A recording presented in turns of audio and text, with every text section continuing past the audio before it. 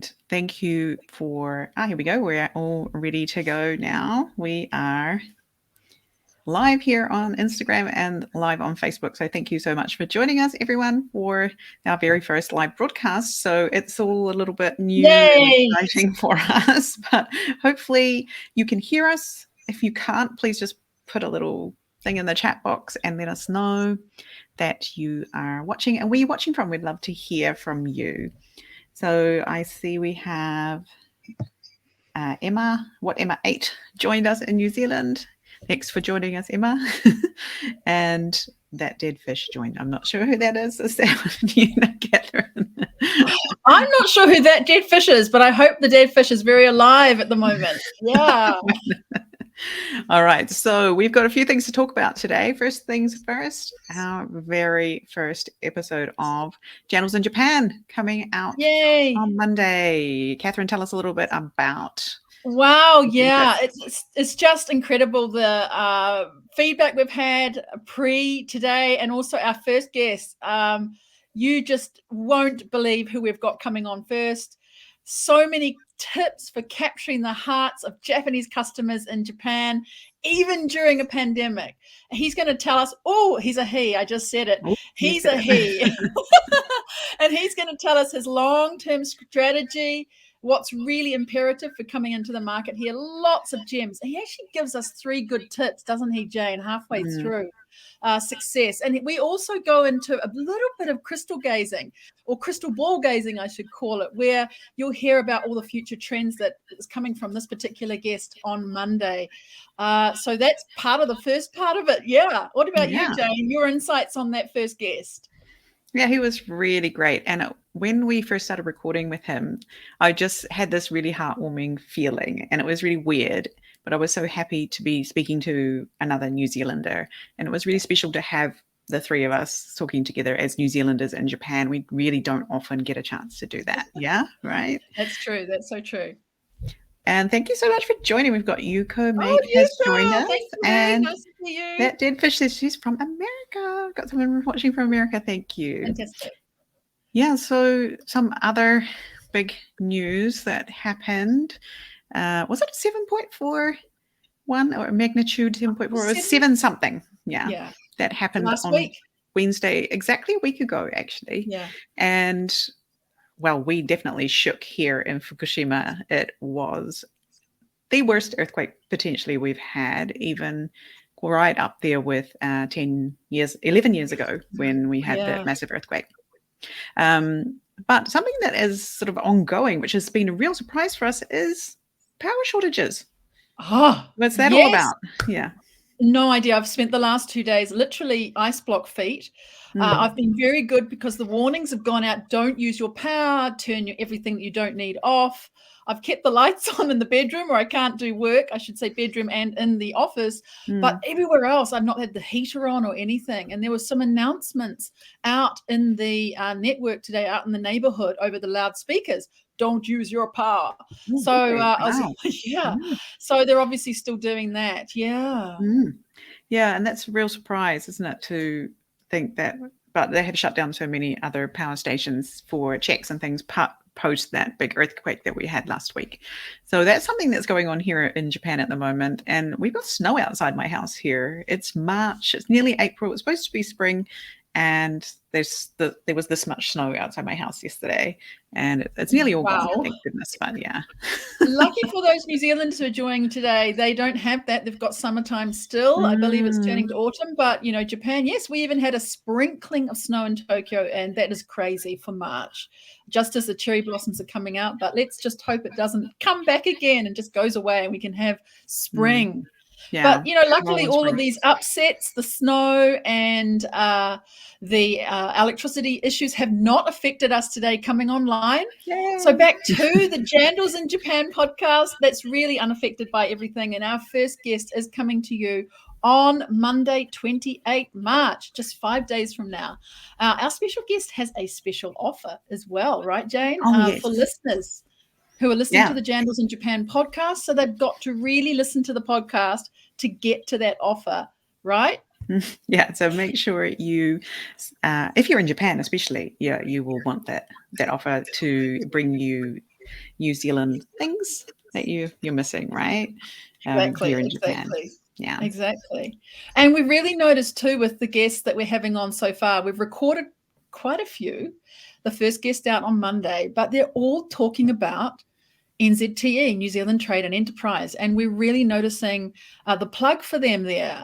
It's really great to hear. I'm very close with the team in NZTE in Tokyo, and they are just super. They put such a lot of time and effort into helping New Zealand companies here to find their success. And so we're really pleased to hear that our guests, without any nudging from us, they're coming out with this really good feedback and endorsements of NZTE. So yay, go NZTE. Yeah.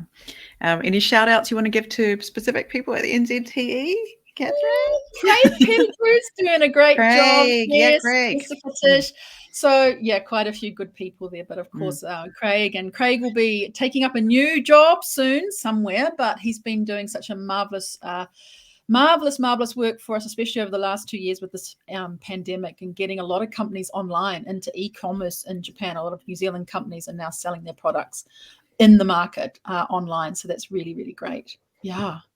Yeah, they're very approachable. So yeah, we'll hear more about how they can help you in our coming episodes. Yeah. And another great resource we have in Japan for New Zealanders is our embassy. Aren't they? They are so amazing. Yeah. Yeah, they certainly are. And they recently did this initiative to get Kiwis and Japanese out there. They have put out these 1-minute videos. In fact, yours truly and you, Jane, are on those videos, sort of showing New Zealanders in Japan and Japanese in New Zealand doing really interesting things, sharing what they can do within each other's country. And it's really great to see that. And of course, this year is the 70th anniversary of bilateral relationships between Japan and New Zealand. So it's really great to see that video as part of what they're putting through today and this year through the exchange of that celebration of diplomatic relations. Yeah, I have to say I've lived in a couple of countries now, and the New Zealand embassy really is a great support to New Zealanders here in good times and in bad. Yeah, so mentioning those videos, if you do see them, please jump onto the New Zealand Embassy in Tokyo website, Facebook site, and you can see there's some pretty sharp videos out there. Mine was very dull until the chaps at Thomas at the embassy managed to get on there and fancy it up a bit with a few of my photos from the past. Oh, nice. So that was lots of fun. It got good with the tech there. So yeah, just pop along, have a look at the videos. And if you are a New Zealander or a Japanese person and would like to feature, just get in touch with the embassy and they will feature you for sure. Yeah, don't wait to be asked. Yeah. And they have also provided a lot of market insights that we're going to just link to today. If you're watching on Facebook, I'm going to post them in the comments while Catherine tells you about them. Thanks, Jane. Yeah, well, the embassy put out monthly a market insight report, and these insights are just full of amazing and interesting tidbits. And some of the things that I picked up from this month's one, which is focusing on premium F&B, is that, well, this horrible thing called COVID has actually accelerated the trend towards nutritious foods with Japanese customers, and they're becoming so discerning. So it's a real trend there towards health, towards taste, towards freshness. And I do remember walking into my local little supermarket around the corner and being able to grab some New Zealand jazz apples during the first part of the pandemic. And it just made me feel so at home to have those healthy, fresh treats right there. The produce was still coming in thanks to Air New Zealand bringing up the freight transport from New Zealand as always. So it's really clear to me, and I'm sure it is to you too, Jane, that New Zealand is right there on the radar to be so well placed to capitalize on all of this, right, with this growing functional and health food space. And guests on the podcast have been telling us this, that there's this real focus on healthy foods, on protein, on vegan, on plant-based, on gluten-free, on sugar-free. And since I sort of started a non-gluten, sugar-free diet from last year, that's 2020, these are completely products that are singing to me, that's for sure. Yeah, it's great to have them here in Japan finally. Yay, some taste of home that we can get in Japan. It's really great. Have you got something to show today, Catherine? I have. Just a moment. I actually went on to the Cookie Time Cookies website, and they have amazing deals. And I received this little box today with their latest deal, which is 3 of these fantastic snackables Tom and Luke's, yeah. from Tom and Luke. Yeah. And I have the same ones because I was like, really? I have to get some too. And they are really good. I've just actually, obviously, you can see I've already ripped into mine and had a couple. This is the mint. I love a good chocolate mint something. And the mint taste is really natural mint taste. Like it's not like a fake mint taste. It's like peppermint oil, if you've ever used peppermint oil for anything. And it's really, really lovely. So yeah, those are going down a treat at the moment. So you can get them from Cookie Time now. Cookie Time and Tom and Luke's. Yeah, and they're at I think it was 54 or something % off, 54% off the original price. So get yourself over there and have a look at what's on the website. Yeah. And the shipping is free for those just at the moment because there's a little bit of a short use by date on them. So it's a really good deal. If you're in Japan and you're missing your Tom and Luke's, get some chocolate mint balls. Grab them before they're all gone. So yeah, we just got ours today. Happy Yay. And so if you're just joining, what we are talking about is New Zealand and Japan today. And especially we have on the Jandals in Japan podcast, our very first guest coming up on Monday, the 28th. You can find us here as you are on Instagram and Facebook. We're also on LinkedIn. You can choose to subscribe to the podcast. We would really love you to subscribe to the Jandals in Japan podcast. You can choose on your favorite platform. That might be Apple Podcast, which I hear is the most popular. But Spotify is actually creeping up and being very much near the top of the favorite podcast player. So join us so you can see and hear when a new episode drops. But the first one is on Monday, the 28th of March, just 5 days from now. And I'd just like to say hello to a few people who are watching. I've got John Walsh, Glenn Brown, and Jeanette Robinson are watching us on Facebook. That's so cool. Especially Jeanette. Thanks so much, guys. And Jeanette there too. Fantastic. Yeah. Thank you. And that's Glenn, really great. Great supporters of our show. Thank you so much. Yeah. So good. So yeah, last thing, and I think everybody's wondering this, Catherine, is when are people going to be able to come to Japan and see us?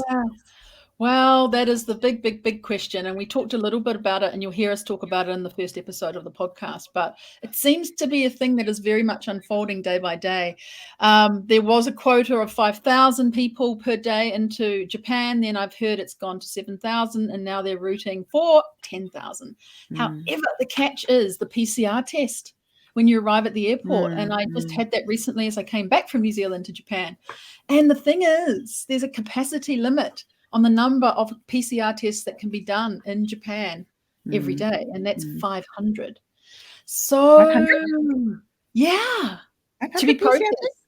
Yes, per group that comes in. So it's just how are they going to manage the number of tests that they're able to do with the number of people coming in? And so that leads us to sort of, does every country have to have a PCR test? Perhaps not. And maybe New Zealand's amongst one of those countries that doesn't need it. That will reduce the number of people having to have them at the airport and only have people who need to have it. That's on its way, I've heard, but we don't know yet. So we're still waiting to find out the details. But let's see what happens there. But we really want to welcome back our Kiwis and other foreign visitors and business people to Japan. We really do. We're just waiting. Yeah. It's just changing daily. Like, yesterday it was 5,000, next it's 7, and then it's 10,000.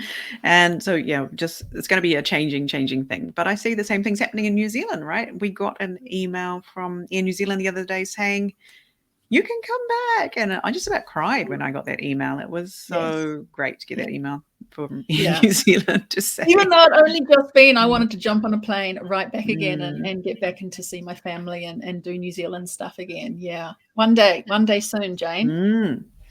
Yes, exactly.